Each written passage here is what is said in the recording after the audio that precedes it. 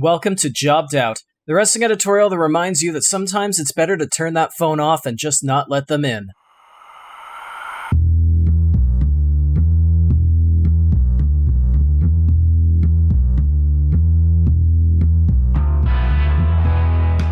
Well, nobody saw this coming as July wrapped up with probably the biggest surprise release in recent WWE memory, as we got word from WWE's own Twitter account that of all people, Bray Wyatt has been released.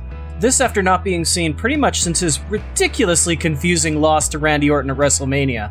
The son of a taxman and former Nexus member turned Bayou cult leader turned Warped Kids show host / demonic Fiend has been with the company for over 12 years now and has been a fan favorite despite all the times he was supposed to be a heel, purely based on his charisma and his creativity.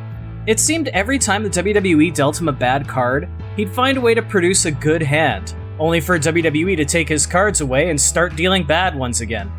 I know I'm not alone when I say, I don't get it. He gained a ton of momentum in 2013 and 2014 just to be fed to John Cena. He'd finally get a run as champ on Smackdown, fed to Randy Orton. He creates the Funhouse and the Fiend, fed to Rollins. He rebuilds the Funhouse, Goldberg. Fiend again, and Alexa Bliss becomes his downfall. Why they kept the stop-start thing going just drives me nuts, but I don't know, at least he's free now. The thing is, I feel like while we all know where he would make the biggest splash, where he'd get a chance to unleash his creativity without being diluted by 40 writers or stifled by a senile old man, I'm just not sure we can ride this Wyndham Rotunda to AEW train. Over his tenure with the company, Bray found his wife. He accomplished a lot. He won titles. He had main events. He even had moments of brilliance, and the guy's not even 35. With that said, not unlike his younger brother, I just have this feeling in the back of my head that Bray Wyatt is done.